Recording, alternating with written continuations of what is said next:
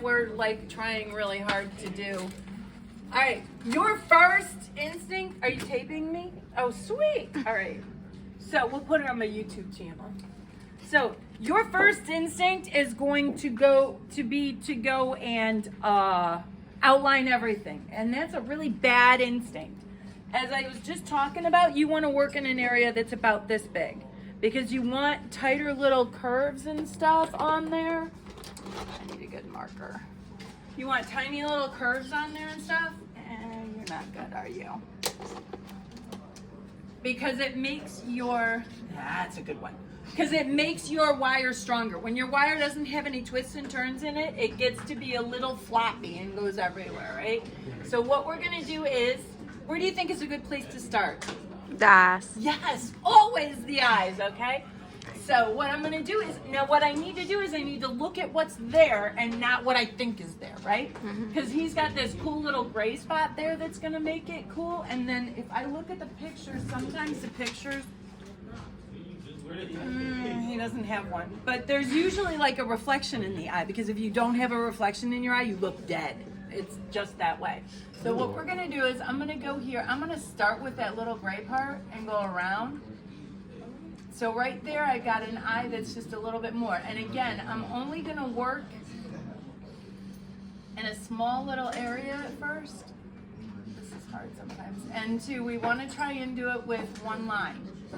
Now, when you're doing this, you can double over stuff and go back over things. Okay, and then we got a little shade and shadow going on here that's kind of cool. And then there's the top of his head. And then we'll come back in here. So I can go over my lines all I want to. Okay, and then there's a shade and shadow here, a shade and shadow there. Kind of gets this, I don't know, this probably comes out. I have to fake it a little bit on that part, don't I? But then in here, I got a little shade and shadow. Now, sometimes it turns out great. Sometimes it doesn't turn out quite as good. But okay, so we can see in here where there's this shade and shadow that shows you how little fluffy and bumpy and fat he is. We want to have that. So I'm looking at these shade and shadow lines and I'm pulling them in there.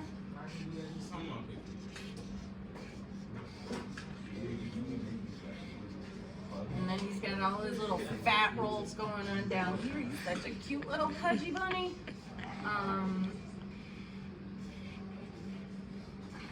And I'm trying really hard not to pay too much attention to the picture and just go on here and outline all the grayer spots, right?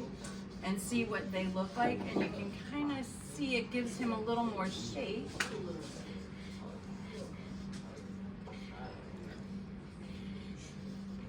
And two, you can always take away some of the lines, but it's really hard once you're doing this to put lines back in there. So if we go through and we do all this, and my style is really messy, I know it, but it seems to work for me. Okay, so now all of this looks really crazy until I take and I turn off the projector and we go through and we say,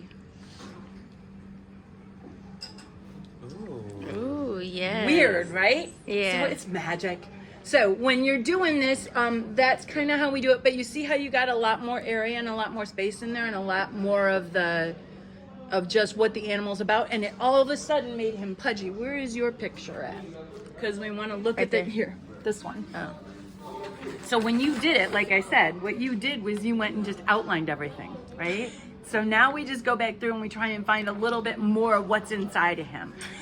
You see what I mean? Yeah. Okay. Thank you, sweetheart.